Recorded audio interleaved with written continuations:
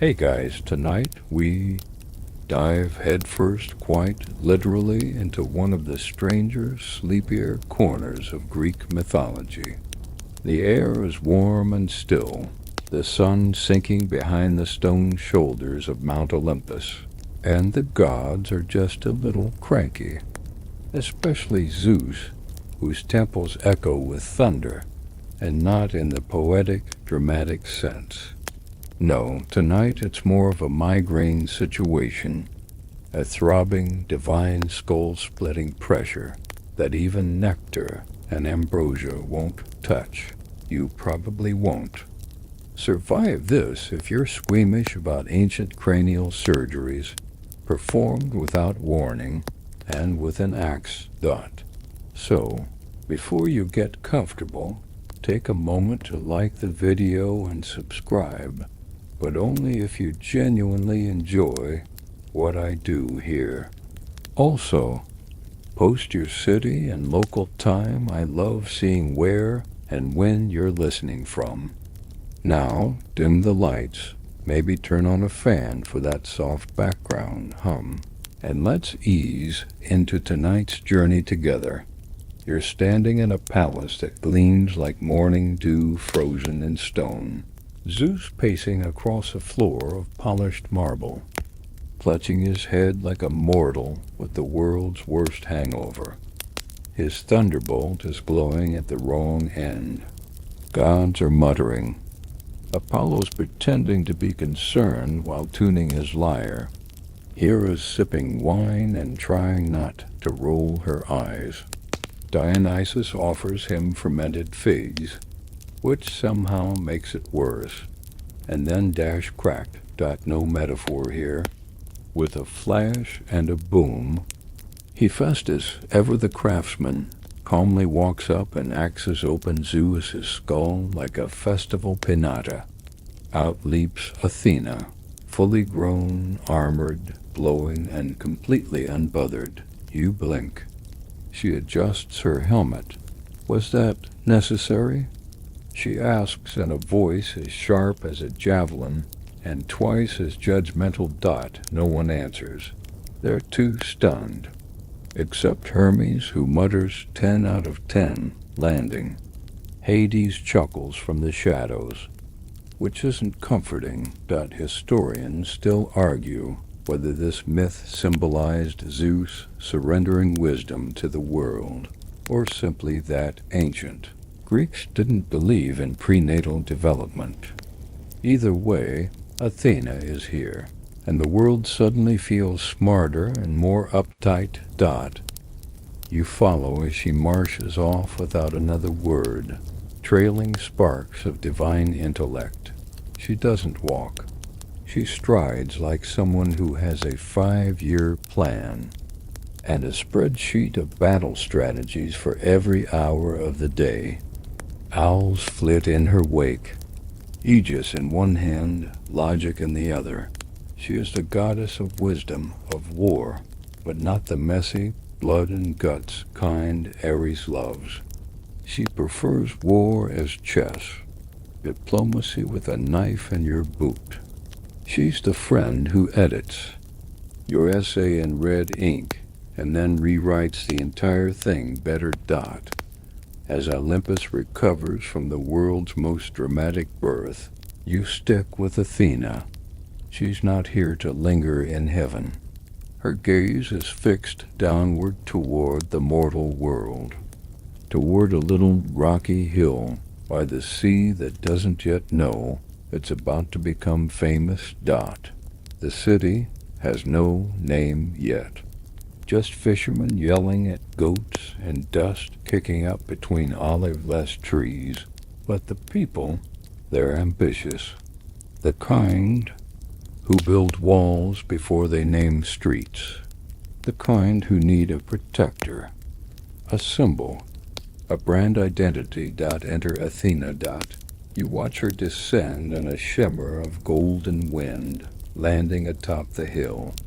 Her armor clinks faintly as she surveys the coastline, already calculating defenses. Her eyes, storm gray and unblinking, narrow at the rocky terrain.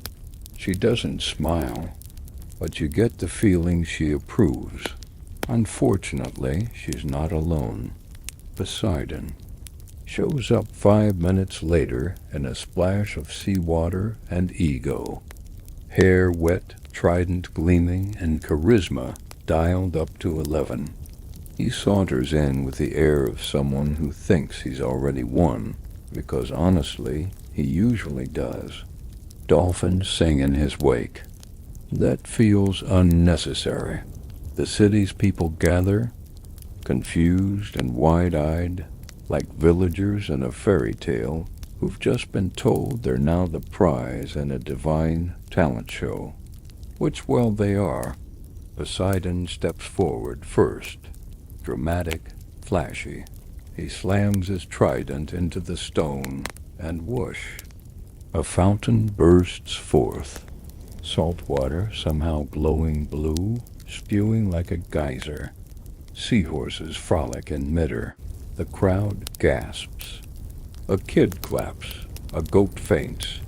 Behold, Poseidon bellows, your gift, a spring of power from the sea. People edge closer. They taste it. It's salty, really salty, and smells like wet octopus. They pretend to be impressed, but you see the eyebrows. You hear the muttering. Then it's Athena's turn. No theatrics, no dolphins, just a quiet breath and the sound of wind stilling around her.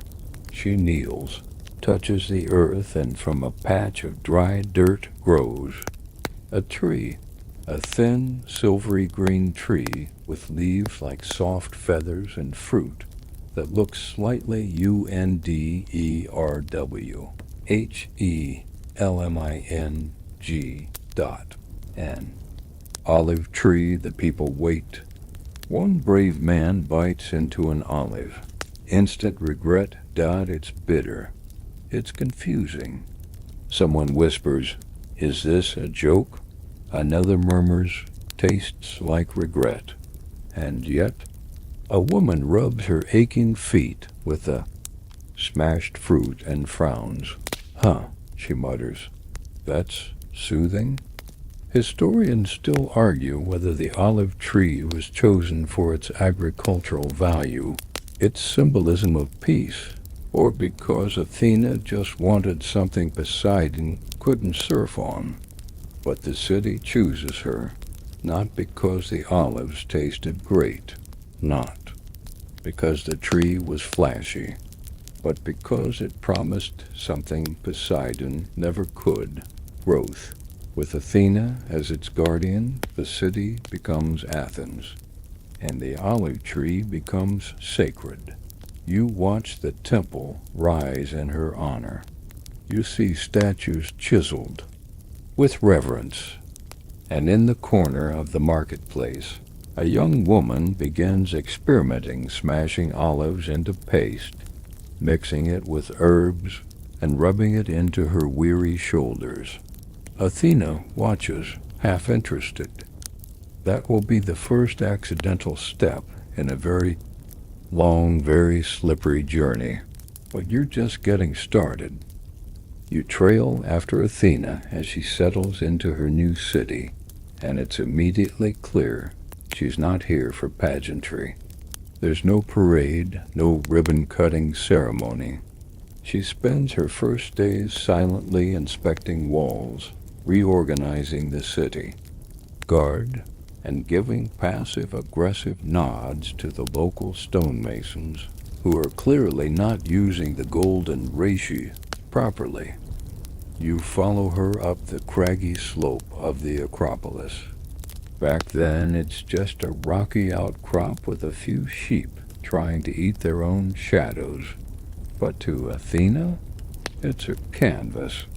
She squints at the space like an architect, with vision boards in her brain. Meanwhile, the humans try to adapt to having an immortal roommate. At first, it's awkward. Farmers leave bowls of olives on her doorstep. Children ask if she can help with their homework. One man invites her to a wrestling match, which she wins by blinking. She says very little, but her presence has the weight of 10 libraries stacked on a war chariot. And yet something's missing. Athena, despite her victory over Poseidon, doesn't exactly vibe with the daily chaos of mortal life. Chickens squawk underfoot. The markets are loud. The baker keeps trying to flirt by offering burnt bread shaped like her helmet. Her temple smells faintly of goat cheese no matter how many incense sticks she lights. And here's the twist. She starts caring. You see her watching, late into the evening, as exhausted women haul amphorae of water up the hill. She notices the wrinkles etched into a potter's fingers, the sunburn on a stonemason's neck. Despite her celestial origin, something in her stirs a curiosity, maybe even empathy. Athena is brilliant, yes, but she's also practical. You get the sense she doesn't want to rule Athens from above. She wants to optimize it.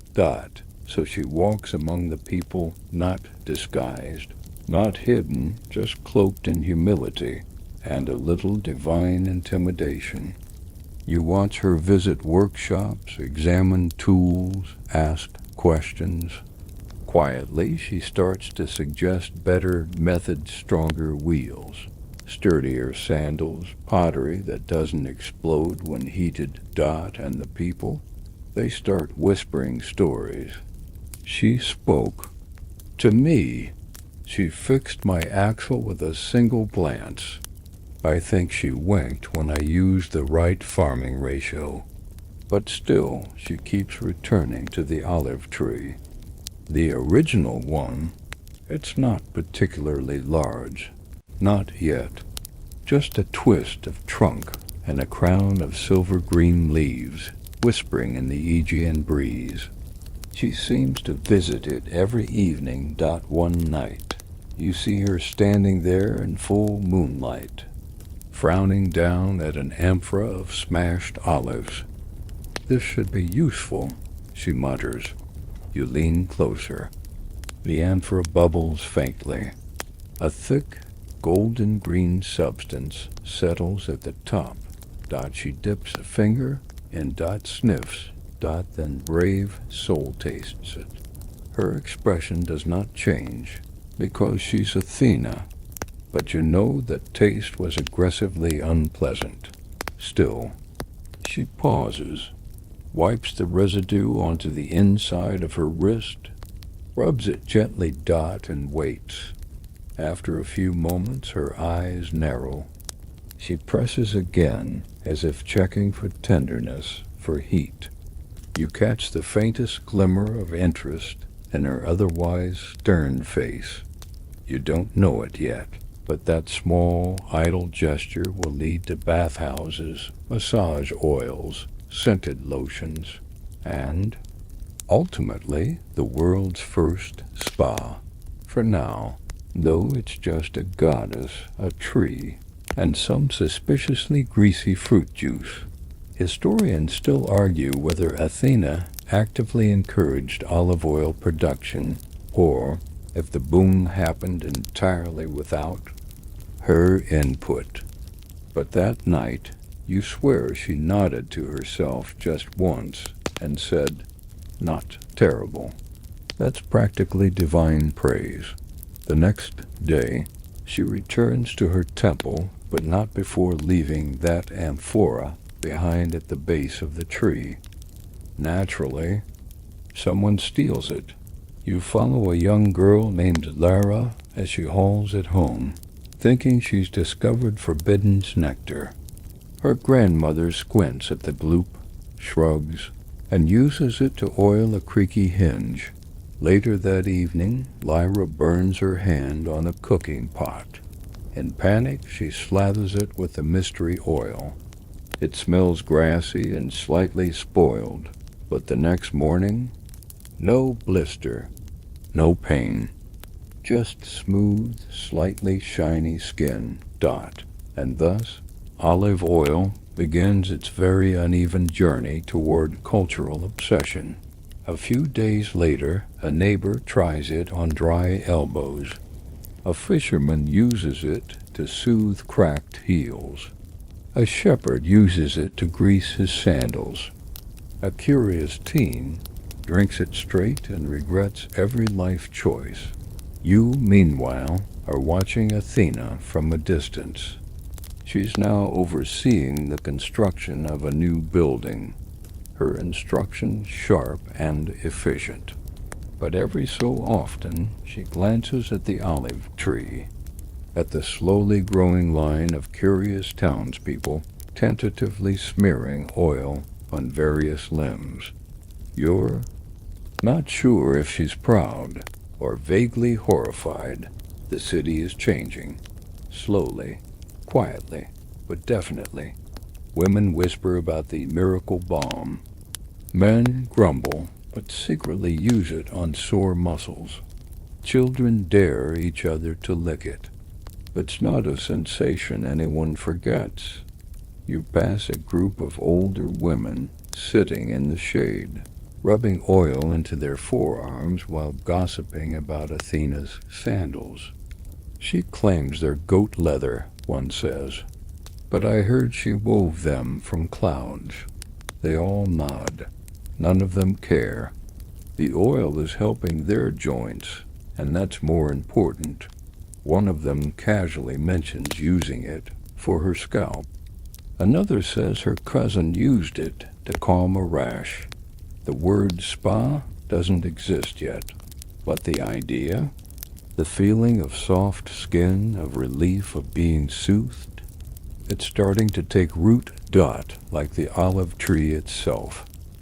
By now, you've figured out that Athena doesn't exactly share space gracefully. So when Poseidon starts sniffing around again, with that smug ocean glow tan and enough damp swagger to fill the Aegean, things get tense. Word spreads. The god of the sea is back, and he's not pleased that the people chose a leafy twig over his hydrodynamic fountain and seahorse extravaganza. You hear him first before you see him waves crashing in rhythm with his footsteps. Seagulls squawking like unpaid hype men. He arrives at the city gates dramatically damp, his trident glowing faintly, fish literally flopping out of his beard. The locals stare. One child says, "Why is he dripping?" and then gets shushed by their grandmother. You trail behind Poseidon as he storms through the market. He knocks over a stall of amphorae, sneezes at a pile of cheese, and challenges. A turtle to a staring contest. The turtle wins. He's not angry, he's insulted. He's a god after all. And worse, his rival was born from a forehead. So what does Poseidon do? He decides to rebrand. You catch him pacing near the original saltwater fountain, muttering to himself. Olive oil? Really, trees? This is Athens, not a salad. Soon he's spreading the word that the sea can do more. Hydrotherapy, he declares to confused farmers. Salt scrubs, pearl exfoliants. He opens a small pool near the coast, a spa of his own. Claims the salt water will realign your soul's barnacles. You try it. It smells like fish and regret. Meanwhile, Athena doesn't say a word. But a few days later, you notice something strange. The bathhouses in Athens, they start stocking olive oil. At first, it's simple, just small pots on benches for sore joints. But then someone warms the oil slightly. The scent mellows. It glides on smoother. The attendants raise eyebrows. Patrons sigh. Knees creak less. Someone in the corner mutters, "This is divine." A merchant sees an opportunity. You watch him mix crushed lavender into a jar of oil, sell it for triple the price, and walk away whistling. Another merchant adds mint. A third claims theirs was touched by Athena herself. You're fairly certain she did no such thing. Still, the olive oil movement is now less accidental and more inevitable. Historians still argue whether the Greeks invented aromatherapy or simply got really bored with plain oil. But in this timeline, you're watching the birth of the trend like a spa fly on the wall. And Poseidon? Oh, he notices. He tries again, opens a steam room with seawater vapor.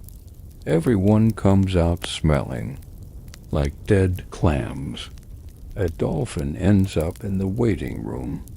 It's a disaster. The clash of cultures becomes hilarious. In Athens, you walk past women lounging in sunlit courtyards, smoothing oil into their legs while debating which herbs work best for muscle pain.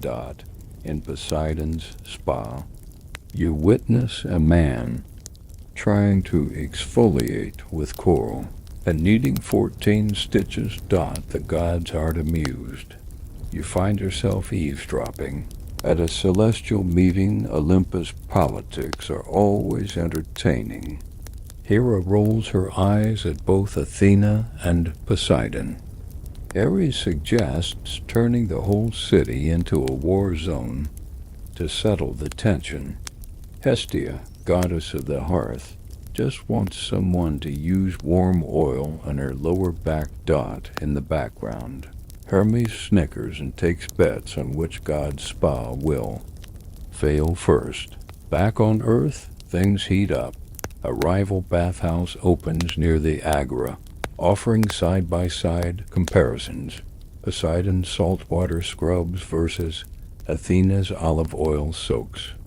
The flyer reads, "Sea versus tree. What's your pleasure?" You watch as two elderly men argue over which treatment cured their gout faster. One claims the salt burned the disease out. The other swears his knees haven't creaked since the oil-soaked. Athens becomes obsessed. There are gossip circles comparing results, recipes, massage techniques. A woman starts charging for olive oil facials, using smooth river stones to press the oil into the skin. Her clients emerge dazed, glowing, and 100% convinced they've communed with the goddess. And honestly, maybe they have. Athena finally reacts. She walks through the main marketplace one morning, pauses at an olive oil stall, dips a finger in, sniffs it, and says, with carefully measured neutrality, "Not awful."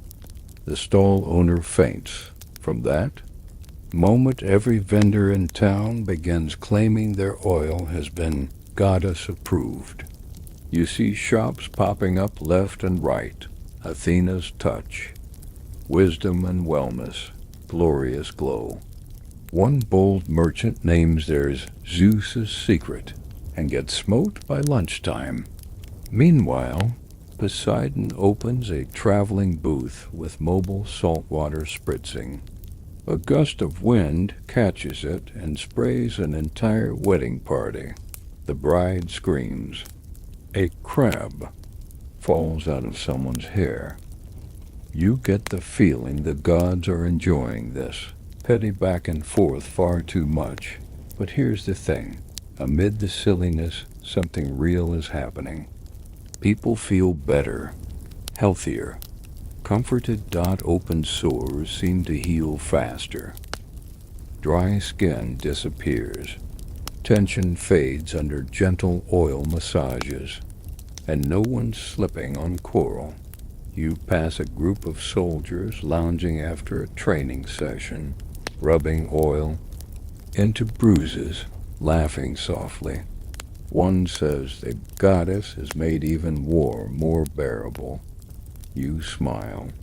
Somewhere nearby, Athena raises an eyebrow, but doesn't disagree, and in a small, sun-dappled courtyard, a mother rubs warm oil onto her baby's feet while humming a lullaby.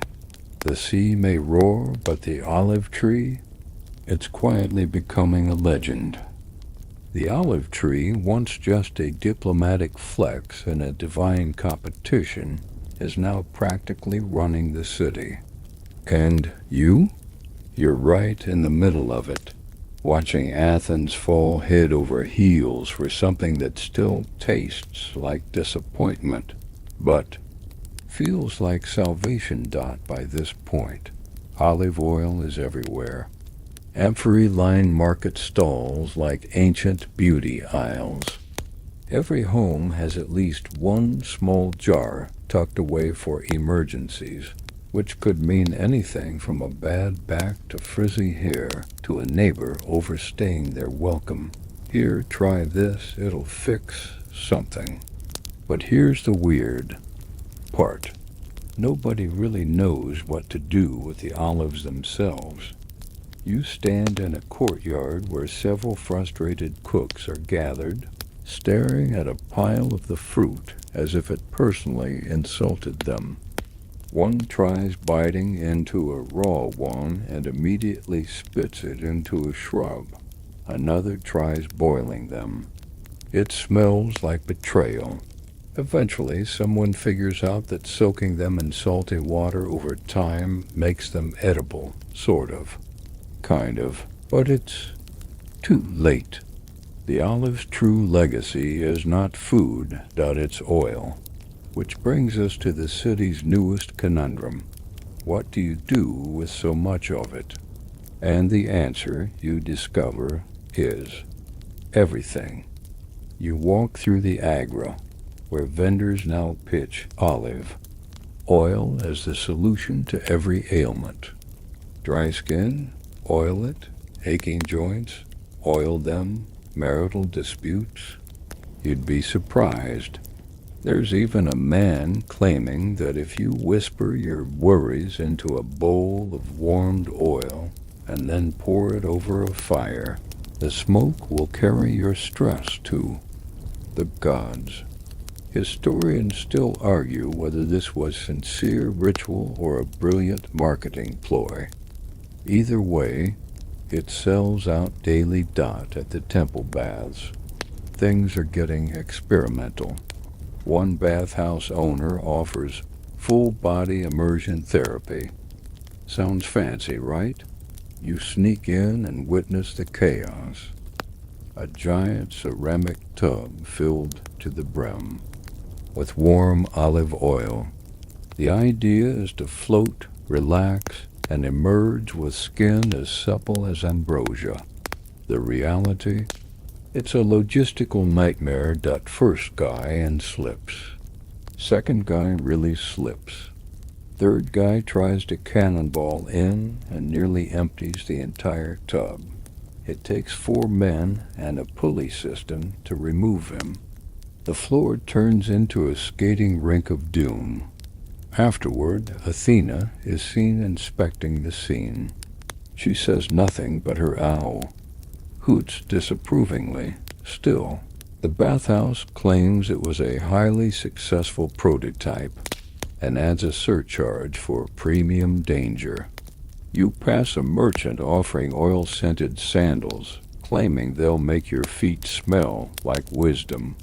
You're not sure wisdom smells like rosemary and goat, but okay. In another corner, a group of women are testing oil-infused hair wraps. They've turned the whole process into a social event, sipping diluted wine and humming a tune supposedly taught to them by Athena herself. It was probably just a traveling bard with good branding instincts. You step into a shaded courtyard. where one woman gently massages oil into another's temples. The air is warm, buzzing with cicadas. A breeze carries the sharp, sweet scent of oregano-infused oil. Someone whispers, "The goddess watches us through the leaves." And maybe she does, because not far away, Athena stands in the colonnade of her temple, observing everything with cool detachment. You notice a faint curve in her mouth, an almost smile, as a child runs past, trailing a slick of oil and giggles. Follow her later that evening to the olive grove. The original tree is still there, now surrounded by smaller ones, planted with care and already sprouting their own strange fruit.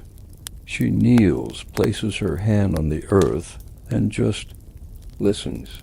She doesn't speak, but the silence feels full. Athena is many things, goddess of war, wisdom, weaving, but you realize in this moment she might also be the goddess of quiet innovation, of the kind of progress that starts with a whisper and ends with a revolution. Back in the city, things escalate. A new competition has emerged. Who can invent the most useful olive oil application? One man presents oil-soaked scrolls that supposedly improve reading retention. Another builds a tiny lamp that uses olive oil and insists the flame enhances dreams. A third uses it to polish statues until they glow like they've just returned from vacation. It's getting weird. A teenager tries to mix olive oil with crushed pearls and drink it. The results are memorable. He briefly believes he can talk to turtles. And still the obsession grows. Even the gymnasiums aren't safe. You walk past one where oiled athletes glisten like marble statues mid-action. They claim it helps them slide into victory. One literally slides into a pillar. The pillar survives. He does not. Meanwhile, spa attendants are becoming the new philosophers. Warm the oil to the temperature of memory, one tells you. Sagely, apply in upward circles to draw in courage. You nod like you understand. Athens is changing. Fast. You see more people smiling as they walk through the streets. The city smells like herbs and sunlight. Even the dogs look moisturized. And somewhere in all this you realize Athena didn't invent olive oil.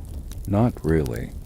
But by planting that tree, by showing up, by not stopping the humans from making fools of themselves in slippery tubs and fragrant experiments, she made room for something to grow. Not just a spa, but an idea that maybe healing doesn't always look like war. That maybe wisdom can be soft. That maybe the world doesn't have to hurt to be strong. The night falls soft over Athens. Lamps flicker with gentle olive oil flames. People settle into dreams wrapped in lavender-scented linens and the hope that tomorrow their skin might feel just a little more divine. It starts with a soldier named Damaris who, while limping home from a skirmish over grain prices in a neighboring village, really decides to try something ridiculous. His leg is swollen, his tunic torn, and he smells like someone grilled. Onions on despair. In desperation, and maybe because the neighbor's goat wouldn't stop staring, he rubs some of his wife's olive oil concoction on his knee. It's thick, infused with thyme and mystery. Probably meant for salad. He wakes. Up the next morning pain-free. Still smells like salad, but otherwise. Miraculous dot by noon. 5 more injured men are oiling their wounds. By sundown, there's a queue outside his home. A woman with a twisted ankle. A man with a mysterious rash. Even a philosopher who claims oil helps his existential stiffness. You watch as Damaris's wife, Eleni, starts a journal. In it, she writes, observation. When oil is warmed and applied slowly, the pain retreats. Possibly scared of being judged. You catch her later whispering to her sister, it's like it wants to help. Historians still argue whether early Greek medicine understood the anti-inflammatory properties of olive oil, or if everyone was just really good at pretending things worked.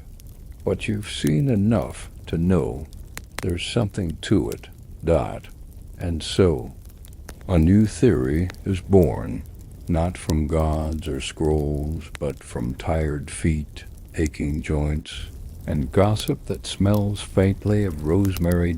Soon.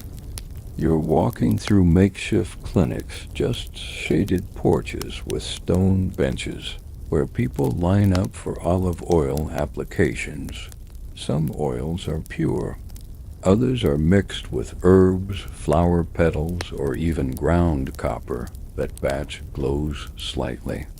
In the dark, no one questions it. A priest attempts a healing by singing to the oil first. The oil does nothing special, but the patient swears their back feels emotionally soothed. You pass a tiny shop labeled the Golden Balm. Inside, a former baker has repurposed her kneading skills into massage. She warms oil over a gentle flame, mixes in citrus zest, and applies it in hypnotic circles. Her clients leave looking like they've seen Elysium. And what about Athena? She still says nothing, but she now visits the tree every evening and leaves behind small vials, each infused with something new. One day it's sage, the next rose petals. Once, mysteriously, crushed shell. The people whisper. She's guiding us. She tests us. She's just curious. One man claims she's starting a skincare brand. He's ignored but the rumors, they spark something. You see a potter named Calixos build the first dedicated healing bath.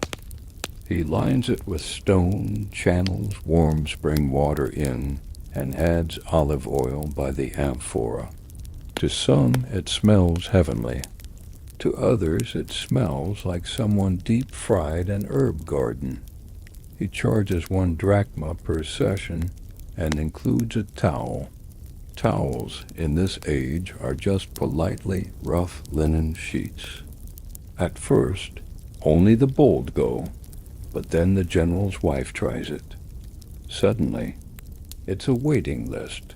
You're standing nearby as she exits the bath with a radiant glow and says, I feel like a statue, only better.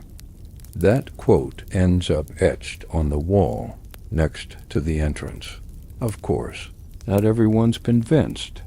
A rival healer scoffs, says it's just oil, not ambrosia, then promptly slips on a spilled drop and sprains his pride as more people begin to adopt oil therapies. The debates spark.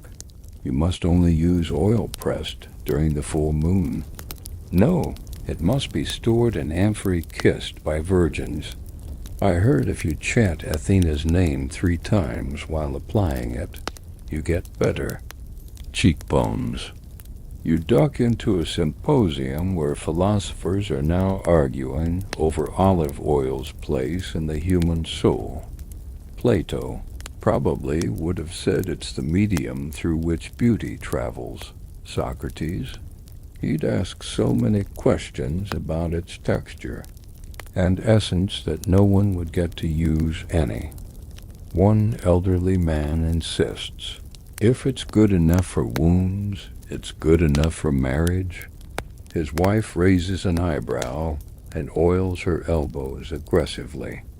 But behind the debates and rituals, you notice something deeper, Dot. People touch each other more now, not in grand, dramatic gestures. Just slow, intentional care parents massaging oil into their children's backs, neighbors helping each other apply it to sore shoulders, friends sharing quiet conversation while rubbing oil into sunburnt arms. Healing, you realize, is no longer just about fixing something broken. Dot. It's about connection. You sit in on a session where 3 women oil each other's hands while sharing stories. Their laughter floats up like incense. One of them says softly, "We carry too much," but here it melts. Even the temples start to shift. Priests begin blessing oil. Some temples offer it freely to the sick. One small shrine to Athena starts, leaving out little dishes of oil for passers-by to dip their fingers in. And on the edge of the city, by the cliffs, a quiet sanctuary opens a place where oil and silence meet, where warriors go not to train, but to rest. Athena visits one night. She doesn't speak, just walks between the baths, watching. A young boy, recently injured, looks up from the water and says, "Thank you." She nods once, then disappears into the night, the scent of sage trailing behind her. Now that the oil is flowing and the people are glowing, something unexpected begins to happen. You first notice it in the quieter corners of Athens, where noble women gather not to discuss politics or dowries, but skin texture. One leans in, whispering, "I swear by Hera's pearls, this new blend makes my cheeks feel like fresh goat milk." The others gasp.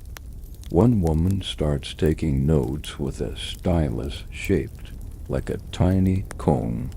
Welcome to the birth of the Athenian beauty cult.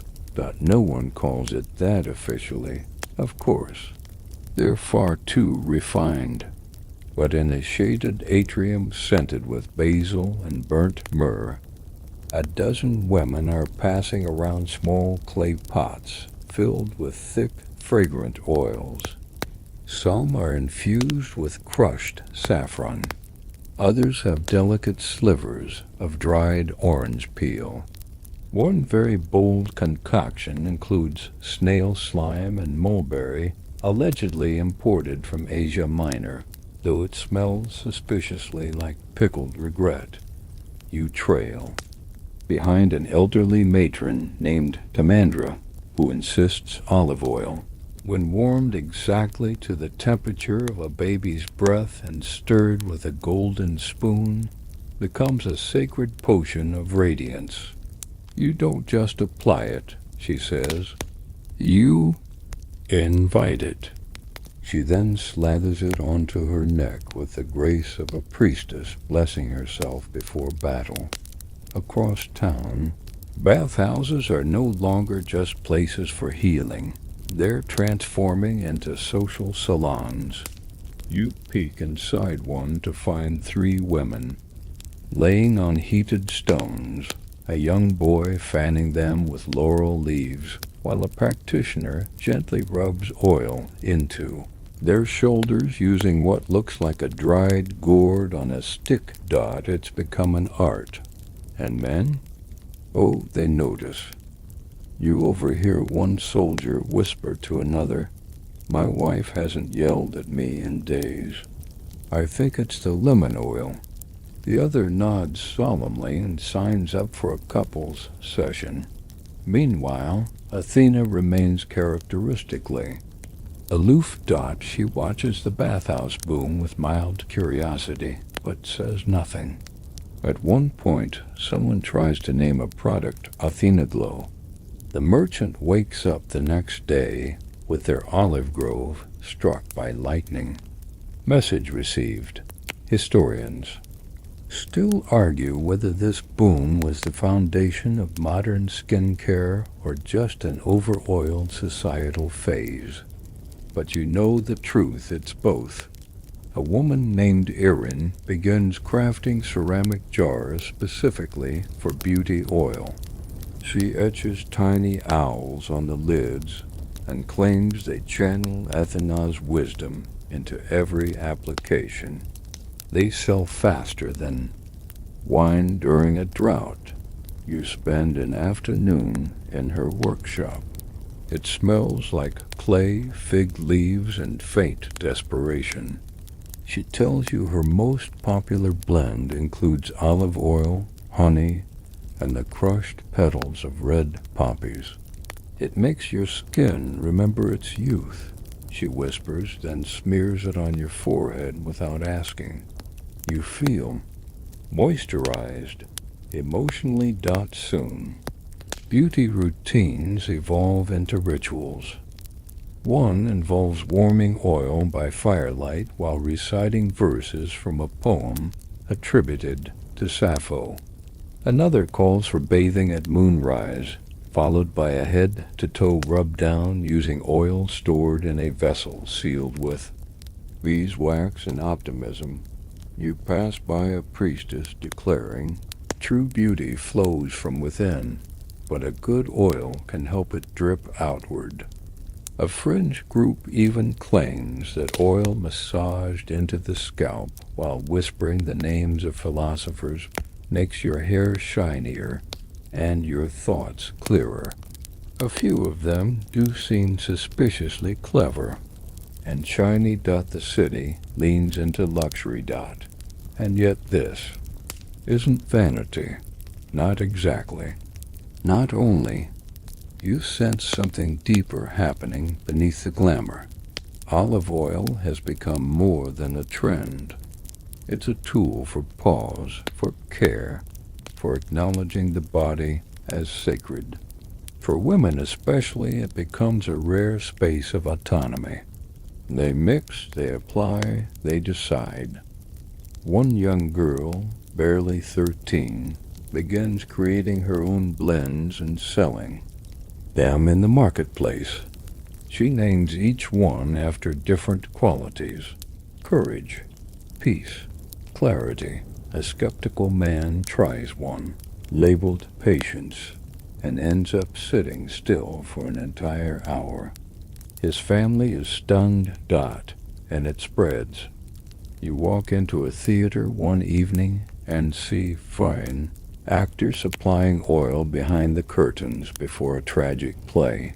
It helps with projection, one says. Also with panic.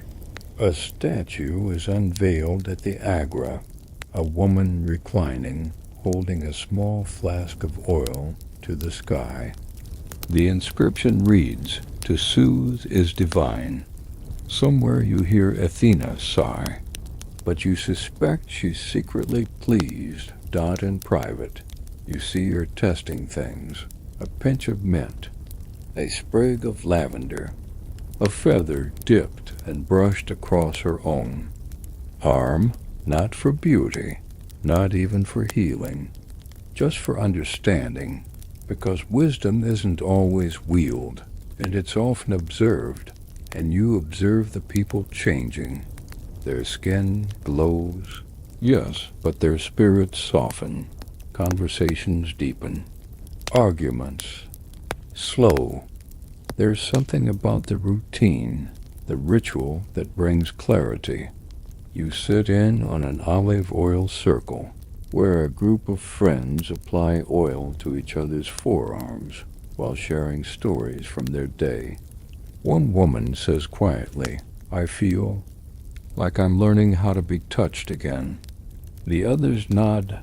You notice fewer soldiers limping, more artisans smiling. Even the stray dogs have a weird shine to them. And in one hidden corner of the city, a newly built courtyard opens. It's designed entirely for rest, not for washing. Not for beauty, just to be still. People gather there at dusk, sit on smooth stones, and rub oil slowly into their hands as the sun sets. No one speaks, no one rushes, and you realize this olive oil spa revolution wasn't about indulgence. It was about slowing down. In a world of wars and taxes and divine mood swings. It gave mortals one gentle truth. Sometimes healing is simply the act of letting yourself be soft. By now, Athens glistens literally. The city is practically marinated. Olive oil flows through its streets like a second bloodstream, and the people have never looked shinier or, oddly enough, more content. So, of course, Sparta notices. And Sparta, well, Sparta doesn't do shiny. You arrive just in time to witness a group of Spartan emissaries entering the city, muscles rippling, brows furrowed, and skin dry enough to be used as parchment. They gaze around suspiciously at the polished amphorae, fragrant air, and oil-slick citizens, as if walking into a foreign planet made entirely of moisturized decadence. Is this, one of them sneers, what war gods do now? Athenians, to their credit, welcome the visitors warmly.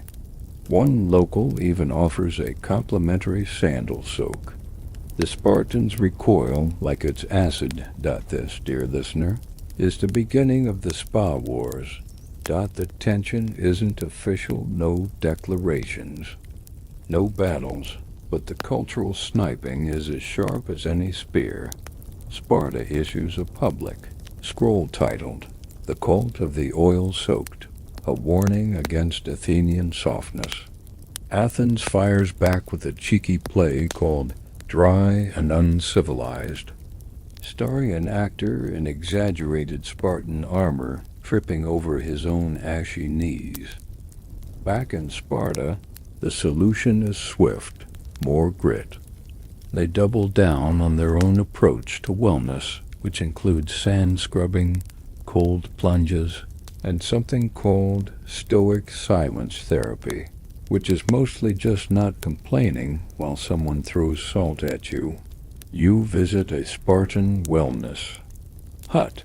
It's a wooden shed with a pit of dust, a bucket of ice water, and a trainer yelling, "Be tougher," at a man trying not to cry.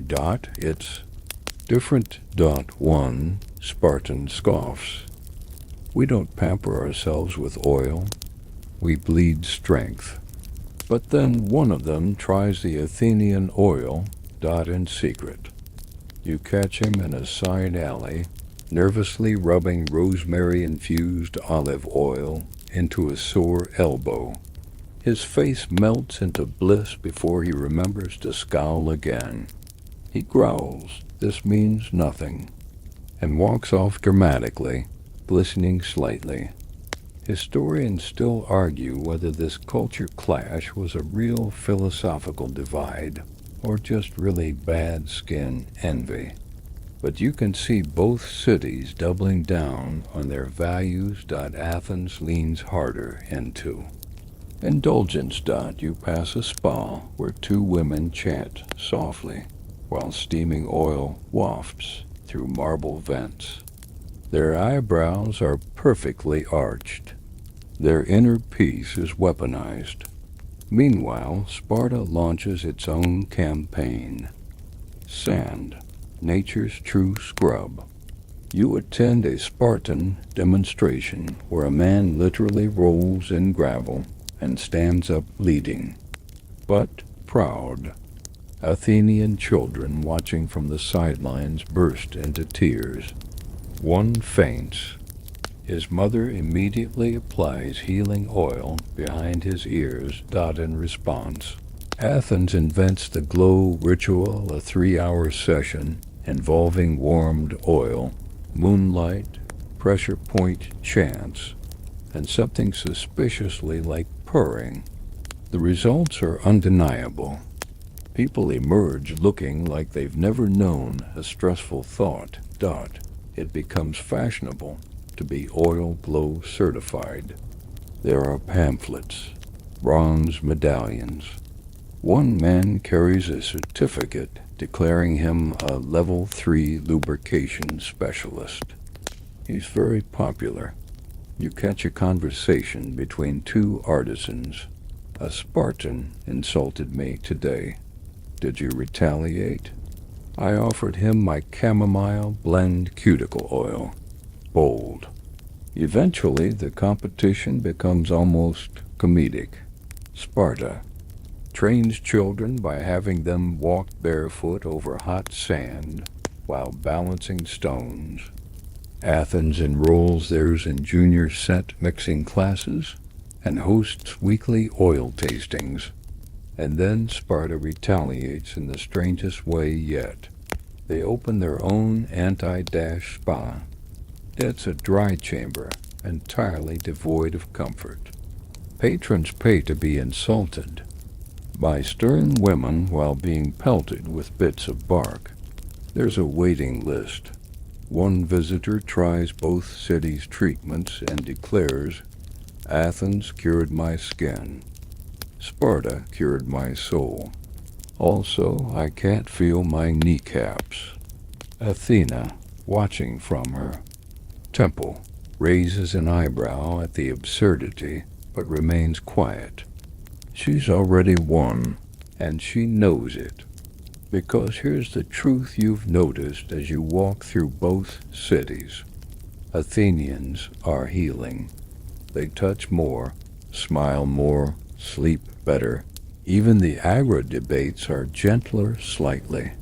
A philosopher named Demetrios hosts oil-scented symposia where attendees rub lavender oil into their wrists before discussing ethics. Socrates probably would have been furious or moisturized, possibly both. Meanwhile, in Sparta, even the most hardened warriors are occasionally caught sniffing sachets of imported Athenian blends when no one's looking. One grizzled general keeps a tiny bottle of bergamot oil in his belt. He tells his soldiers it's a weapon. No one questions it. And yet there's mutual respect underneath the rivalry. Because for all their differences, both cities recognize something essential. Care takes strength. Athens taught them how to soothe. Sparta reminds them how to endure.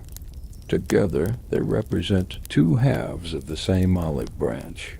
One smooths, the other sharpens, and you're learning how to walk that middle line, because as you drift through the olive-scented streets, through the dry winds of the South, you start to understand. Self-care isn't weakness, it's survival, softened with wisdom. By now, the olive oil craze is no longer just a local phenomenon. It's a full-blown cultural movement, oozing its way into every corner of Athenian life. And naturally, when a trend becomes inescapable, it attracts the most powerful force. In any civilization, ANFLUENCERS. No, not the toga-clad YouTubers of the future, though the comparisons will become disturbingly accurate. These are the stylists of the symposium, the scent makers of the salon, the self-appointed experts in what to rub, where, and why. They speak in whispers, wear tunics stitched with imported thread, and carry amphorae the way modern celebrities carry emotional baggage. Everywhere, You trail one of the more famous ones, Herapythe of Lyceum. She walks with a kind of grace that suggests her feet haven't touched dirt since birth. Her hair smells of myrrh, her eyes are outlined with crushed violet, and her skin practically glows. Some say it's because she bathes only in oil steeped in starlight. Others say she's just hydrated and judgmental. She hosts weekly anointing parties where guests lounge on embroidered cushions, sip watered wine, and test her latest blends. Today's theme is rebirth through basil. A crowd gathers. She raises a tiny pot of green-tinted oil and says, "This will realign your inner purpose and remove foot calluses." People cheer. Nearby, a rival influencer Macon the Bold has just returned from Lesbos with a shipment of rare sea lavender oil. His followers, mostly bored sons of wealthy merchants, insist it makes their chest hair grow in more philosophically. You attend one of Macon's oil talks in the Agra. He stands atop a crate shouting, "Olive oil is not just for the body, it is for the legacy." Someone claps. Another man slips off his sandal and demands a demonstration. Macon obliges. It becomes a bit too much and still the scrolls keep rolling out. Influencers release handwritten guides on layering oils for optimal aura flow. One pamphlet includes tips like apply oil to your third toe for enhanced dream clarity and avoid mint oil during Mercury retrograde. Historians still argue whether these self-styled gurus were respected innovators or just bored people with access to amphorae and way too much time. You've seen both. One woman claims she healed a sprained wrist with oil mixed with crushed beetles and positive thinking. Another insists bees can smell dishonesty and only trust those who moisturize. This fringe behavior, of course, doesn't stay fringe soon. The Agra is filled with pop-up stalls offering every variety of oil imaginable. You pass one labeled Saffron Serenity for emotional bruises, another Olive Oracle for visions and elbow cracks, and your personal favorite, Artemis's Fury, unscented, unapologetic. Even the potters are cashing in creating limited edition flasks with hand-painted motifs, owls, flowers, abstract swirls that supposedly amplify the oil's vibrational wisdom. You spot a man holding up 2 amphorae and asking a vendor, "Which of these says my soul is ready for healing, but also I enjoy figs?" The vendor doesn't blink. Try the pomegranate blend. It's thirsty. The merchant class begins, battling for influencer endorsements. You catch an oil maker offering Herapythe exclusive rights to his new evening blend. She agrees only after he renames it Moon. Dream whispers it's out of stock within an hour. And yet, as flashy as it's become, the deeper truth remains. People are still finding comfort in it all.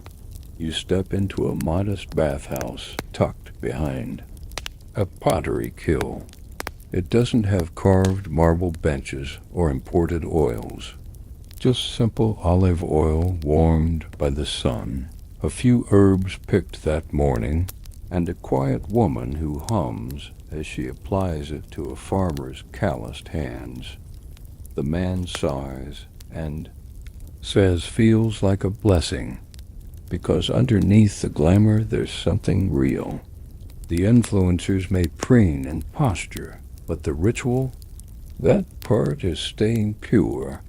The hands that mix, the care and application, The pause in the day, it all still matters. Even Athena notices. You catch her watching an oil-making demonstration from the shadows of a colonnade. A group of young girls are crushing olives with stone presses, giggling as they compare arm strength. One of them rubs a bit of oil on her cheek and says, "Do I look divine?" Athena doesn't smile, but she stays. Later, you see her quietly leaving behind a small pouch of dried bay leaves. The girls find it the next morning. The eldest ties one into her hair and declares it's a sign. Meanwhile, a new trend oracle appears, a man named Alchemos, who insists you must oil your shadow to stay spiritually hydrated. People start placing small pots of oil where their shadows fall during afternoon prayers. No one questions it. You don't either. At a symposium, philosophers begin debating whether the idea of being oiled is more powerful than the actual oil. One declares, perhaps Athena didn't gift us a tree, but a metaphor with excellent shelf life. The others nod, then resume massaging their temples with eucalyptus-infused blends. And amid all the influencers, trends, and wild claims, something unexpected blossoms. Cologne community. People gather to share blends, swap recipes, compare notes on application patterns. You pass a neighborhood where each household contributes one special herb to a communal oil pot. They call it the collective shine. It smells like thyme, lemon, and unity. You overhear a child ask her mother, "Will the oil always be magic?" The mother smiles. "Only if you keep using it kindly." And you? You keep watching and learning and letting the smell of basil and crushed olives wrap around you like a warm exhale. Because at the end of the day, whether it's for beauty, comfort, or spiritual hydration, this isn't just about oil anymore. It's about how people care for themselves and each other when no one is looking. You'd think by now the Athenians would have learned restraint. But alas, the next great milestone in olive oil history isn't divine or philosophical, it's logistical. It starts, as these things always do, with enthusiasm colliding with architecture. You arrive at the city's grandest bathhouse, a sleek stone structure with warm pools, polished marble floors, and enough oil jars to lubricate the entire Aegean fleet. It's the newest trend, total body immersion. No more polite dabbing or dainty shoulder rubs. This is submersion, people dipping themselves into vats of warmed, herbed oil, like meatballs in marinade. You step into the atrium, and the air is heavy thick with thyme, orange blossom, and just a hint of armpit. A crowd is gathered. Musicians play softly. A man in a linen robe announces, "Behold, the full-body anointing pool for those who wish to soak not only their skin, but their spirit." You have concerns. So do the engineers.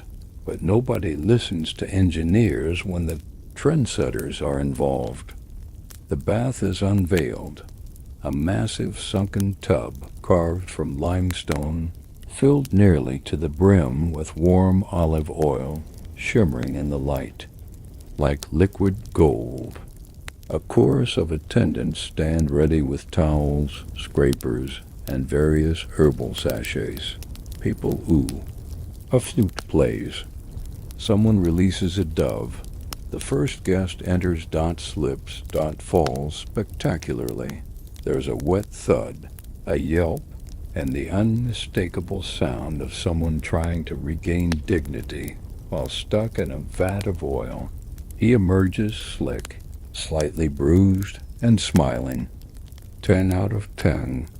He proclaims Dot within days. It becomes the place to be seen. Politicians schedule meetings while soaking. Poets draft verses mid-float. One man insists he achieved spiritual enlightenment during a rosemary oil dunk, and now only walks barefoot to remain grounded. The problem is traction. The floor of the bathhouse turns into a comedy of errors. You watch person after person enter bravely, step confidently, and wipe out like fish on tile. One poor visitor slides so far, he ends up in the laundry room. Someone proposes sandals with goat hair soles. Someone else suggests straw mats. Someone else says, what if we just use less oil? They are immediately ignored. You pass a group of bathhouse attendants furiously scrubbing the floors with sand, muttering curses and threatening to switch careers to cheese making. One whispers, even the gods can't fix this. And speaking of gods, Athena hears about the incident. She visits at twilight. The room hushes. She walks without slipping across the slick floor, as if defying physics out of sheer principle. She inspects the vat, rubs a finger across the stone lip, sniffs, and says, "You've overdone it." The bathhouse owner laughs nervously. Innovation. "My lady," Athena arches a brow. "No, saturation." Then she leaves Dot by the next morning. Someone paints her words above the entrance in dramatic lettering. Nitrogen monoxide saturation without salvation. No one knows what it means, but it becomes the slogan anyway. And still, the oil flows. But now things are changing again. Whispers rise about balance. A few respected elders begin suggesting that oil should complement, not drown. You hear a new phrase, intentional anointing. A whole school of thought emerges around the ideal oil-to-skin ratio. Historians still argue whether this was early cosmetic science or just a public safety campaign disguised as enlightenment. Meanwhile, the bathhouse installs handrails and towels. So many towels. Elsewhere in Athens, a new invention emerges: oil shoes. Sandals with absorbent soles designed to handle slick conditions. They become fashionable overnight. A pair is presented to Athena. She never wears them, but the gesture becomes legend. You find yourself at a council of artisans discussing oil protocols. Which herbs work best for joint pain?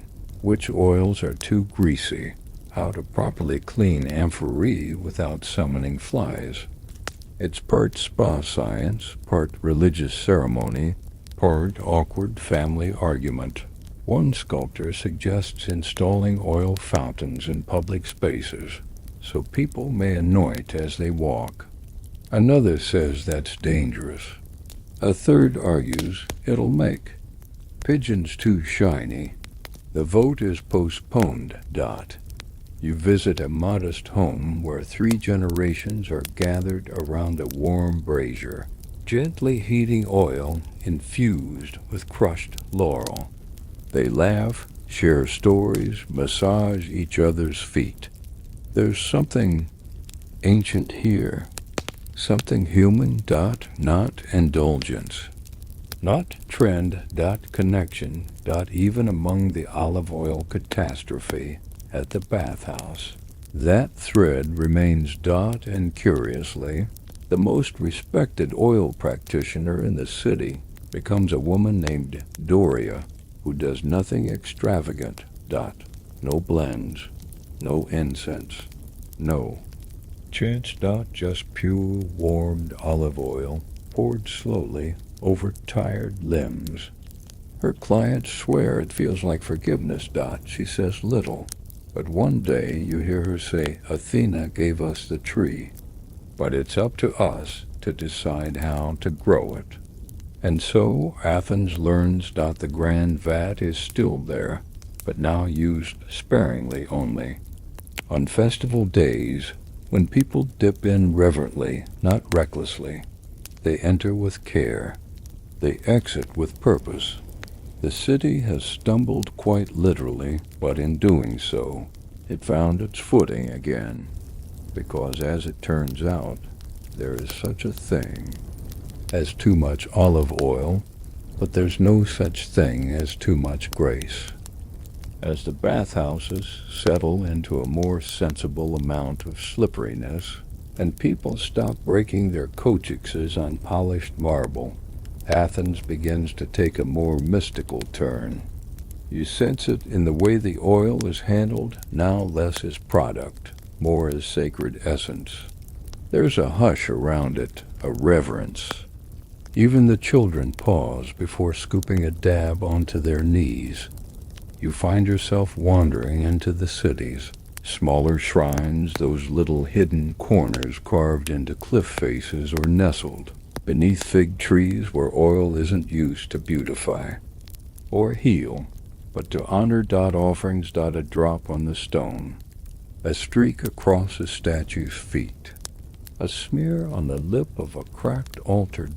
And the most whispered of rumors, that olive oil doesn't just soothe the living, it calms the dead. You walk into a funeral rite near the edge of town. A family gathers around a simple linen-wrapped body. There are flowers, a lyre playing low, and a young girl holding a flask. The grandmother dips her fingers into the oil and gently presses it along the body's brow, then the hands, then the heart. They say it helps the soul pass more gently, she murmurs. Historians still debate whether this was purely symbolic or if ancient Greeks believed olive oil had literal metaphysical properties. But you watch as every mourner follows suit, each pressing oil in silence, eyes closed, brows furrowed with memory. Later that evening, you hear poets reciting verses about the green river of forgetting and souls gliding home on oil-lit currents. One inscription carved on a funerary urn reads, I leave this world smooth, wrapped in light. You walk past tombs where tiny clay pots sit, nestled in the earth, some full, some cracked open, as if the oil inside seeped into the underworld. Offering peace. At the Temple of Hades, a curious development is underway. Priests now bless olive oil and place drops into the mouths of the newly departed. For ease, one says, not all roads are paved. In one rite, you see a woman place oil on her own forehead and whisper to the sky, for you, Father, may your feet not blister on the journey. There's something profound about this, how the same substance that soothed burns, lost limbs, and starred in slippery comedy now carries a deep emotional weight. You attend a midnight vigil held beneath the Parthenon. Hundreds have gathered with tiny lamps fueled not by wax or resin, but olive oil. They flicker softly, casting gold light across the stones. Some are lit for the dead, others for hopes. One for a lost goat. You eavesdrop on a group sitting cross-legged around a flame. One says, if the gods smell us coming with oil, maybe they'll listen. Another nods, eyes shining. It's like leaving a little softness behind. You pause beside a philosopher scrawling notes under the stars. He murmurs, "If water carries the body and fire carries the will, then perhaps oil carries memory." You don't know if it's true, but it feels true. And the temples evolve too. Priests began using olive oil in their blessings, not just as offerings to the gods, but from them.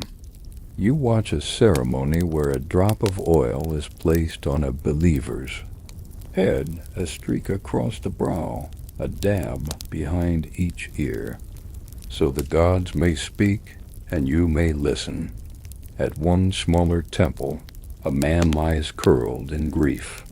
A young priestess kneels beside him, oils her hands, and places them gently on his shoulders. Not to cure, not to cleanse, just to hold him in. That moment, oil becomes language. Not flashy, not fashionable, just ancient and kind. Elsewhere, rumors swirl. A woman dreams of her mother and wakes to find her oil lamp glowing brighter than usual. Merchant claims he saw his late brother's face in the oil slick of a rain puddle. A priest announces that the underworld smells faintly of olives, and frankly, who wouldn't want to go there? Even skeptics begin to soften. You pass a famous playwright, scoffing in one breath and anointing his pen with oil in the next for luck. He ends up writing a tragedy so moving that it makes half the city cry and the other half rub oil on their temples in empathy. The olive oil now bridges the mundane and the mystical. A woman oils her baby's feet for good dreams. A widow oils her hands before visiting the cemetery. A young soldier oils his shield, not for shine, but because it reminds him of his mother's voice. And you start to understand that in ancient Greece, death wasn't necessarily a hard stop. It was a journey. And olive oil, in all its gentle shimmer, became the lantern for the path. You follow one final procession down the hillside, a quiet line of mourners carrying oil lamps, each flame trembling in the breeze like a whisper. They leave behind little pools of light on stones, steps, and soil. And as you glance back at the city, its temples, its rooftops, its olive trees swaying in the night, you realize that here in Athens, even parting is softened, even grief is moisturized. Morning again in Athens, and this time, instead of sandal slaps and marketplace chatter, you hear arguing. Polite, of course, measured, with dramatic hand gestures and the occasional amphora slammed just a little too hard. You follow the noise to a shaded courtyard where philosophers are gathered in a circle, surrounded by scrolls, fruit bowls, and an alarming number of partially used oil flasks. They're here to answer the question absolutely no one asked, but everyone suddenly cares about: is olive oil divine? Naturally, Socrates is involved. He sits on a simple stool in the middle, leaning forward with his classic smirk, challenging everyone's assumptions by asking things like, what is oil? Is it not the essence of the olive's struggle? And if so, are we not also slippery from within? A student tries to write that down. His wax tablet breaks from the pressure. Plato, still a bit younger and less exasperated, raises a point. If beauty is a reflection of truth, and olive oil enhances beauty, then mustn't oil be a medium of truth? Someone claps. Someone else claps ironically. Then Diogenes pipes up from the shade of a broken column, completely naked and glistening with oil. I bathed in it this morning and still hate all of you. Therefore oil is not divine. He takes a bite of raw onion and declares himself the winner. Historians still argue whether these debates were serious explorations of metaphysics or just an excuse to yell while feeling hydrated. But the fact remains, philosophy is now oily. You watch a young thinker carefully oil his beard before presenting a theory on the soul's 3 layers, each layer somehow corresponding to an olive variety. The Kalamata represents passion, he declares, eyes wide. The Chalkadiki is for logic. It gets worse that another scholar insists that thoughts move more freely through a well-oiled brain. The synapses are slicker, he explains, pointing to a diagram made entirely of olive pits glued to papyrus. But it's not all nonsense. Somewhere in the middle of the madness, a soft-spoken woman named Acris proposes something gentle, something beautiful. Perhaps the gods gave us oil not to worship, but to remember them by. It's their echo, their comfort, their warmth on our skin long after the thunder fades. No one mocks her. They just sit with it, quietly, for once. Later you join a walking symposium, a group of philosophers strolling through olive groves, oil pots at their waists, debating whether a plant's usefulness or its meaning makes its sacred. They stop to rest beneath a tree. One pours a little oil onto the roots and whispers thanks. Another drizzles some on a fig and eats it with ceremony. Athens is now a city where every idea gets oiled before it's shared. Anointed, in a way. The libraries even start including little jars next to key scrolls so readers can oil their thoughts before reading. No one explains what this means, and no one needs to. It's Athens. Back in the Agora, debate stages are being redesigned. You watch as workers install small oil trays into the speaker platforms. For throat clarity, someone says. For hand gestures, says another. To keep the arguments from catching fire, says a third. One orator dabs his eyebrows with mint oil before launching into a monologue about the ethics of war. The crowd swoons. He wins the debate, 2 marriage proposals, and a lifetime supply of eucalyptus. And yet, there's backlash. A grumpy faction begins to rise, the oil skeptics. They wear dry tunics, refuse to moisturize, and carry scrolls titled The Danger of Over-Lubricated Logic. They gather in dry courtyards and complain loudly that the soul should be rugged, not slippery.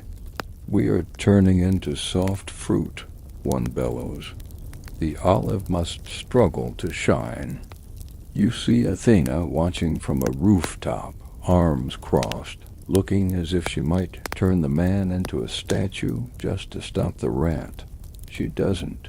But the next morning, all the oil skeptics find their sandals mysteriously stickier than usual. Coincidence? Sure. Back. Among the thinkers, a new concept is born. Anointed wisdom. The idea that truth is best understood when softened by grace. Not shouted, but shared. Not forced, but offered. You listen to a lecture in a colonnade. The teacher pours a line of oil across a stone bench and says, "This is how thought should move, smooth, warm, with a little shimmer." He smiles. "Let your mind shine like this." You sit beside a young girl copying the phrase onto a wax tablet. "One day," she whispers, "I want to think like oil." You realize the entire city is evolving, not just in habit, but in heart. The spa is no longer just physical. It's philosophical. People pause more before speaking. They greet each other with palm touches, leaving faint traces of scented oil. Arguments are still loud, but they end with shared flasks and laughter.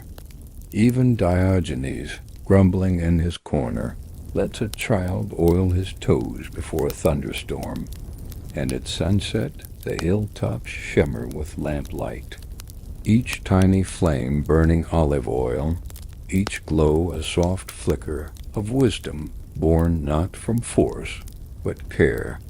Athena stands at the edge of the Acropolis, watching it all unfold.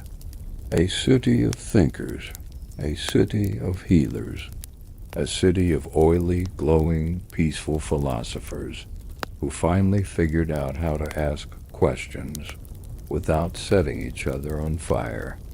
And you realize maybe wisdom isn't lightning bolts and scrolls. Maybe sometimes it's just warm oil, gentle hands, and the space between questions. If you'd been walking through the Abra yesterday, you would have passed right by them hooded figures in simple linen robes, faces shadowed, voices quiet. Nothing strange at first glance. But now word is spreading. They are not merchants, not philosophers, not healers. They are believers, and they worship. Athena's glow doth welcome to Athens' newest, most softly lit obsession, the cult of the radiant goddess. You stumble upon their midnight gathering by accident, drawn in by the scent of bay leaves and sandalwood. The courtyard is dimly lit by olive oil, lamps one for each moon phase, someone whispers. In the center, a woman kneels beneath a dripping amphora, catching golden drops on her shoulders as a priest chants about divine reflection and the skin of stars. You pause, blink, rub your eyes. Nope, still happening. Their central belief that Athena didn't just gift the olive tree for food or medicine, but to share her celestial radiance with mortals. That olive oil, when prepared under the right conditions, pressed at dawn, infused with moon-touched herbs, and applied in a specific spiral pattern, can help humans reflect the divine. And it's catching on. Fast. You pass a bakery where the bread is now, brushed with blessed oil. A seamstress selling tunics claims hers are woven during lunar oil ceremonies. Even the fishmonger insists his sardines have spiritually nourished scales because they swam through sacred runoff. Historians still argue whether the cult of Athena's glow was an actual religious movement or a very well-oiled PR campaign, but it doesn't matter. The devotion is real. One of the high priestesses, yes, they have those now, explains it to a group of eager followers.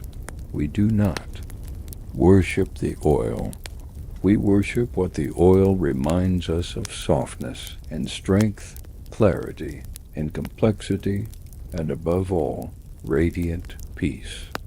You listen, half skeptical, half intrigued, as the congregation hums softly while anointing their wrists with a blend, said to include dew collected from Athena's statue and the first olives of the season. Someone asks, does the goddess approve? The priestess smiles mysteriously. She has not struck us down. And that, apparently, is enough. Even the rituals are elaborate.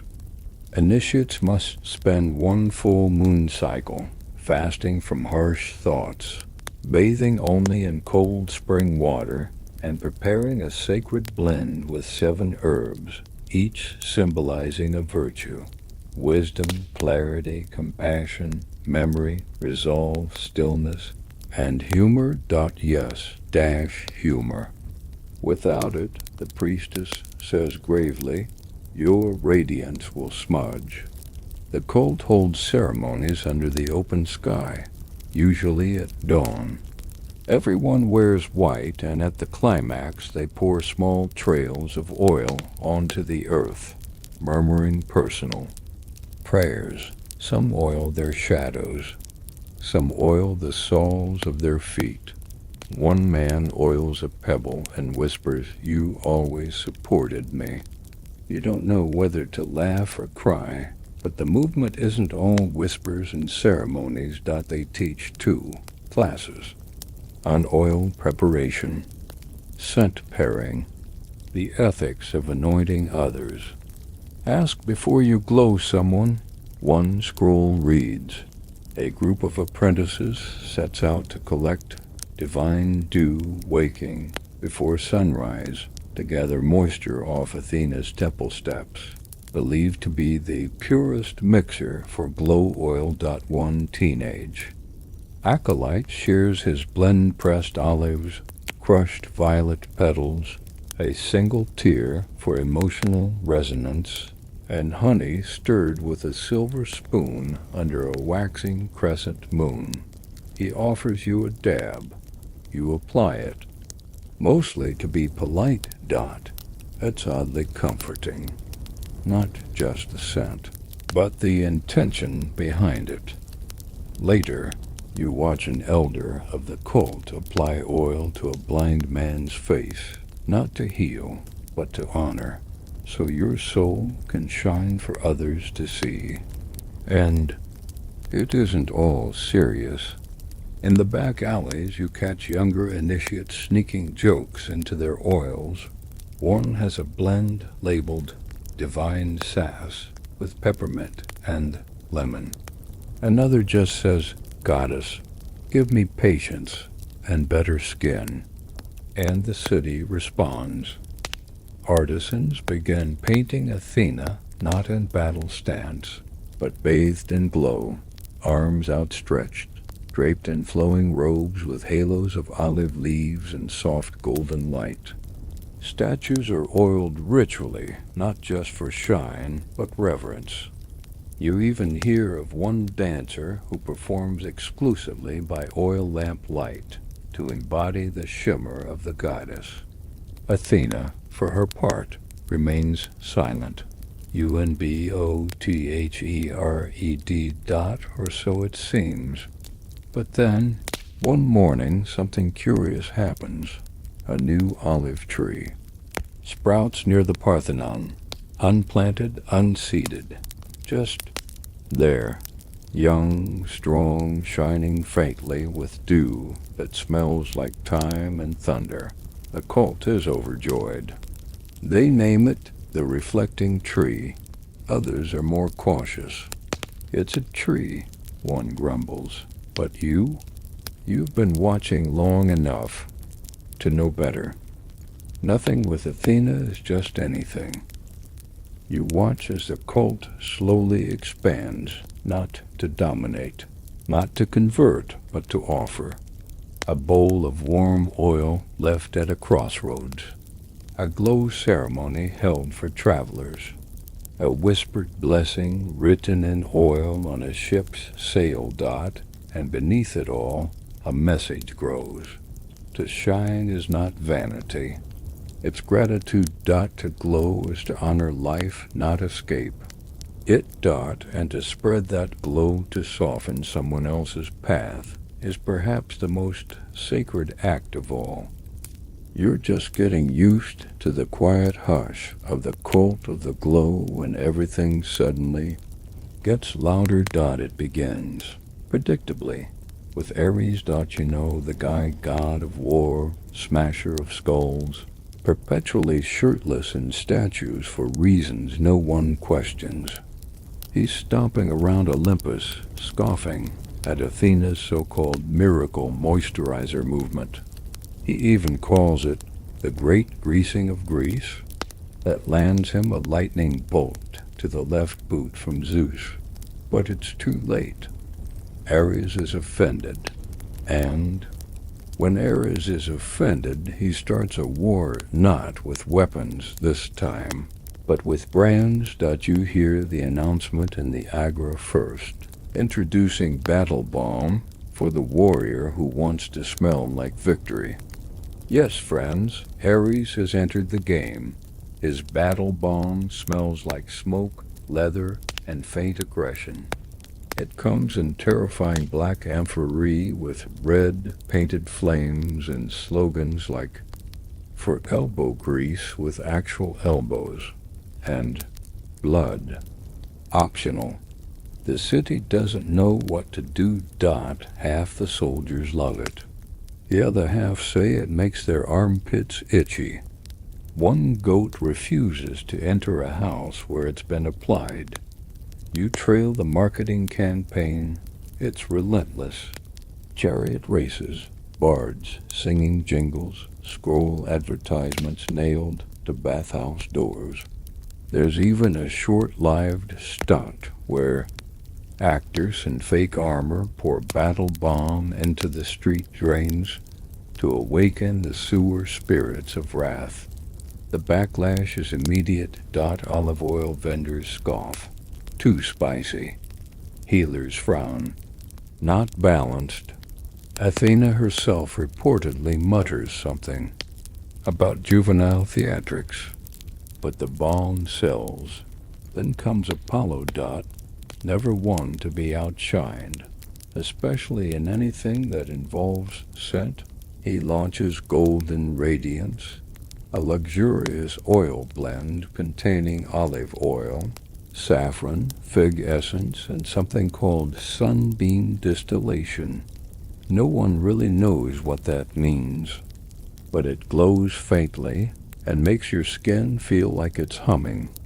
Apollo's amphorae are sleek, minimalist, and overpriced. His slogan? For skin that outshines your soul. The cult of Athena's glow is conflicted. Some see Apollo's brand as an ally and extension of radiance. Others sniff the blend and whisper, too cheerful. You hear whispers that Hermes is working on a travel-size oil blend for busy gods on the go. Someone claims Dionysus already has a line of grape seed serums, but they're mostly used to remove wine stains and dignity. Suddenly, Athens becomes the ancient world's first skincare battlefield. You pass a trio of teens arguing on a street corner. Battle bomb gets rid of itch faster. Yeah, but it makes my dog growl at me. Golden Radiance fixed my cousin's weird shoulder rash. Liar, that was basil oil and prayer. The merchants love it. The satire scrolls explode. One popular comedy. Greeks gone glossy. Pokes fun at every brand by having the gods hold a beauty pageant judged by Socrates. He declares no one beautiful and oils his knees.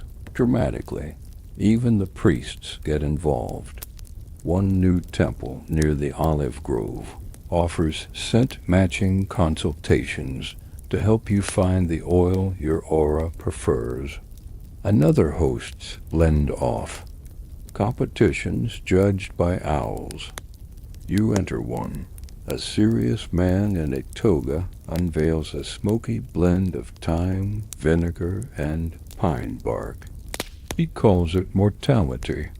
The owl sneezes and flies away. Meanwhile, the original bathhouses are feeling the pressure. You visit one where a spa attendant mutters, "If one more person asks for Ares heat rub, I will personally throw them into the eucalyptus chamber and lock the door." The cult of Athena, surprisingly, adapts. They release their own response. Stillness oil, a simple 3-ingredient blend made only on solstice mornings. It's not flashy, but the first person who tries it reportedly falls asleep so deeply they dream of whispering owls and wake up cured of every petty grudge they've ever held. Athena doesn't comment publicly, but her temple starts offering quiet oil ceremonies. Again, no flames, no slogans, just hands, just breath, just warmth. And suddenly, the people remember why they started this oily journey in the first place. You walk past a market, stall displaying every divine brand. A child reaches for the battle bomb. Their mother gently nudges them toward a small, unlabeled jar. "This one's from your grandmother," she says. "She made it under the old tree." The child sniffs, smiles, takes that one. You catch an older man watching the brand wars unfold and shaking his head. "Used to be, we just rubbed it on and said a prayer. Now I need a scroll to know which side of my face gets which blend. But there's still fun in it. Even the most skeptical end up with at least one bottle of something divine-scented. You can't walk 3 paces without seeing someone glowing, sniffing, or slipping slightly. And through it all, Athena stands firm. She doesn't compete. She doesn't rebrand. She just watches. And when you pass her temple one evening, you see her leave a small amphora by the reflecting tree. No label. No fanfare. Just oil. Just a gift. And somehow, in a city caught up in fragrant frenzy, it shines the brightest of all. Of all the disasters that could have ended the olive oil boom, the overharvesting crisis, the accidental squirrel grease scandal, the brief but terrifying edible sandal trend, you never expected it, would be a foot massage. Let's rewind. It's a quiet spring morning at the Parthenon. The priests are humming. A small crowd gathers for the festival of anointment, a serene ceremony involving hymns, a slow drizzle of sacred oil, and a very soft reed flute solo. This is meant to be dignified, sacred, peaceful. Instead, it becomes the first recorded mass oil spill disaster in Athenian religious history. It begins with a young acolyte named Pelinos, earnest, nervous, and carrying a ridiculously large amphora of specially blessed oil. His job? To anoint the temple stone steps in honor of Athena's generosity. He's never done this before. He also forgets to tilt the amphora gently. So when he begins pouring, it's less holy drizzle and more divine tsunami. The oil surges down the steps like it's trying to win a race. One priest slips, then another. A lyre player goes down with a dramatic chord. A full tray of offerings, bread, fruit. A small statue of a cow slides off the altar and lands with an oily thud. You are not supposed to laugh at sacred ceremonies, but it's hard not to when 12 people end up gliding in circles at the base of the Parthenon like very respectful, horrified figure skaters. And then comes the foot massage. Pelinos. Determined to fix his mistake, rushes to help the high priestess up. But in doing so, he kneels, grabs her ankle, and tries to re-center her energy by rubbing oil into her foot. In public. During his ceremony. With both of them still partially lying in a puddle. Historians still debate whether this was a gesture of divine inspiration, pure panic, or the world's most disastrous attempt at first aid. But regardless, the crowd gasps. Someone yells, "Is this the sensual oracle festival?" Another yells back, "Wrong temple, wrong month." Pandemonium. The event is shut down. The amphora is confiscated. Helenos is sent to reflect by scrubbing every stone step of the Acropolis with nothing but sand and a parrot feather brush. The priestess refuses to speak to anyone for a week, and the city erupts. You pass a table at the Agra covered in scrolls with dramatic headlines. Slick sacrilege at sunrise. Athena's temple or slippery circus? Blessed or just clumsy? The Palino's dilemma. Within a day, a play is written and staged on the very steps where it all happened. The Toe of Destiny features a chorus of barefoot dancers and a tragically oily climax. The audience roars, but beyond the laughter, a serious question rises. Have we gone too far? You attend a public debate near the olive grove. One speaker shouts, "We have turned sacred ritual into a beauty pageant." Another defends the oil, saying, "Even the gods slipped once or twice." The middle ground? A general agreement that perhaps, just maybe, olive oil has become a bit much. Bathhouses begin posting signs. Please no solo anointing without supervision. Temples set oil quantity limits. 1 dram per prayer. Some install stone basins with spouts to prevent overpouring. One even develops a clever drainage system that sends excess oil into a nearby garden, producing mysteriously radiant tomatoes. But the biggest shift comes from the people. The jokes are still there.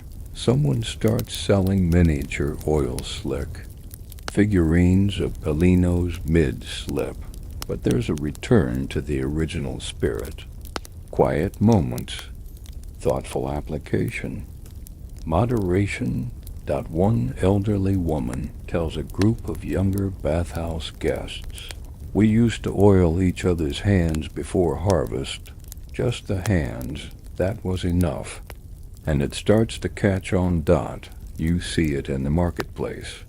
Fewer flashy slogans, more simple flasks with handwritten labels like Peace Blend and Evening Calm.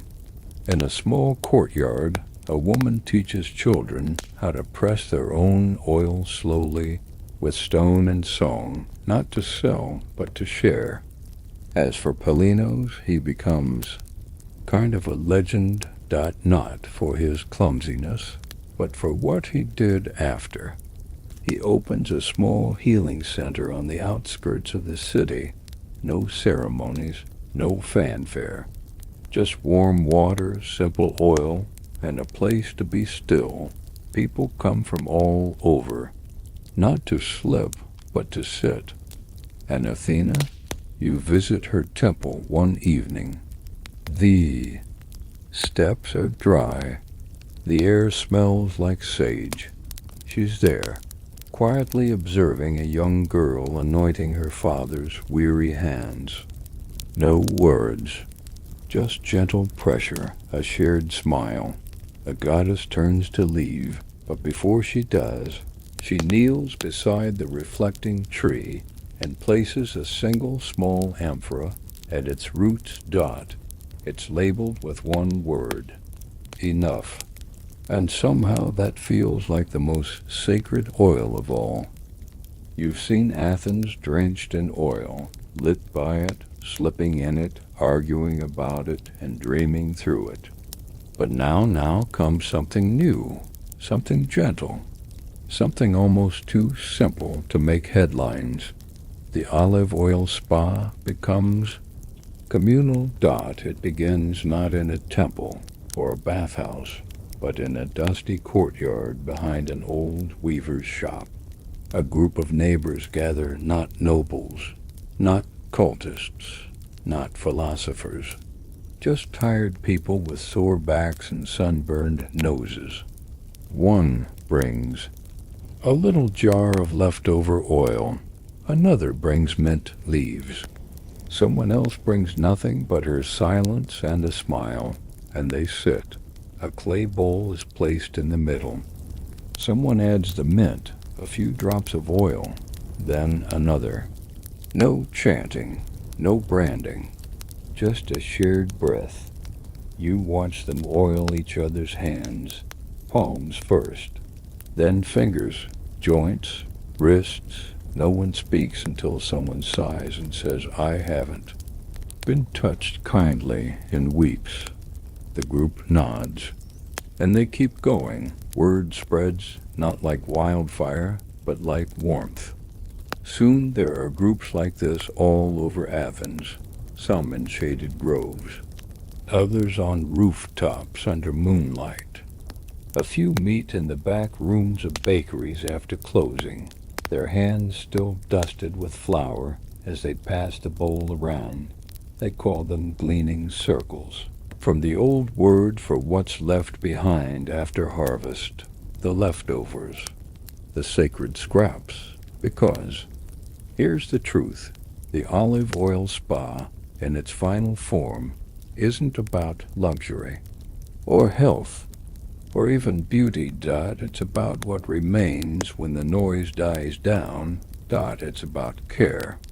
A sculptor begins offering pause sessions in his workshop.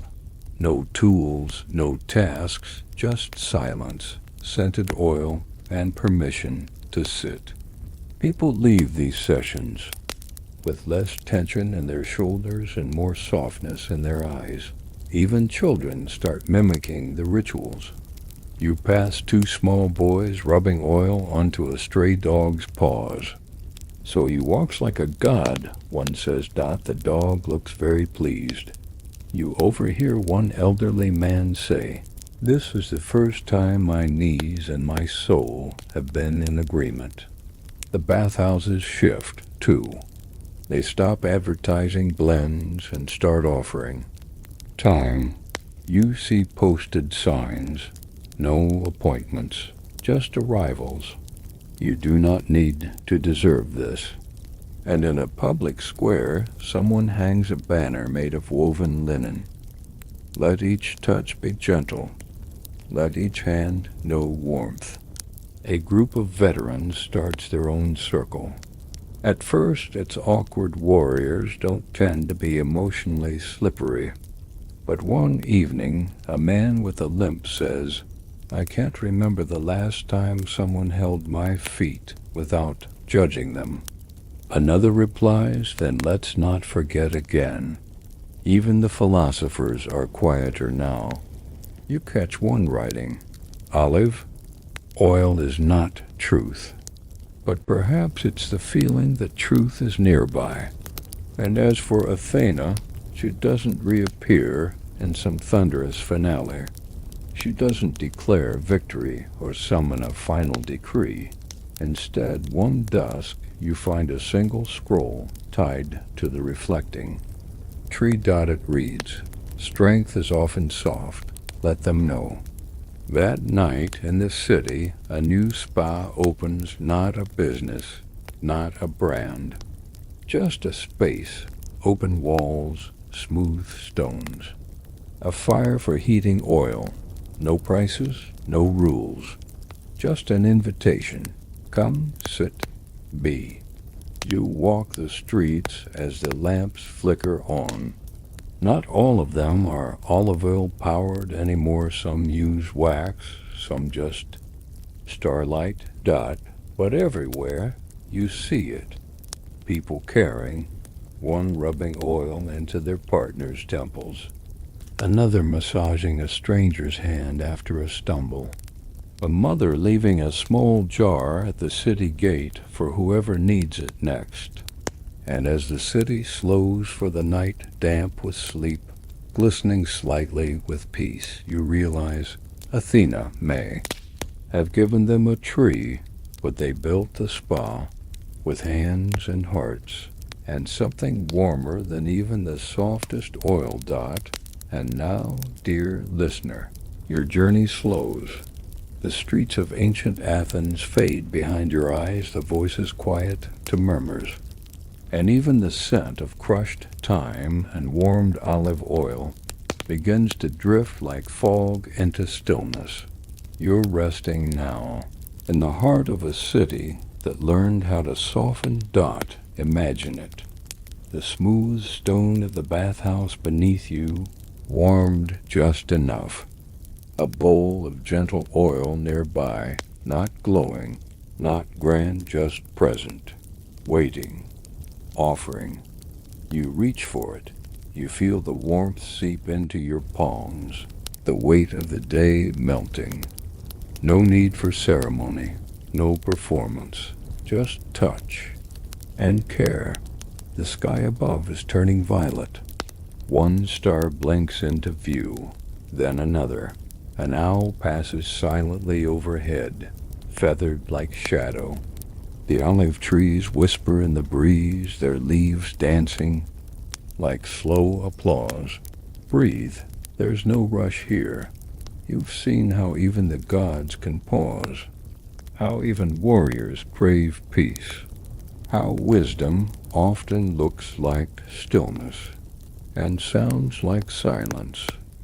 You've walked through myth, slipped through laughter, and arrived finally not at an ending, but a resting place. So rest. Let the world fade now, gently. Let your thoughts settle, like gold and oil in a calm bowl. You are safe. You are held. Your glowing dots sleep well, and sweet dreams.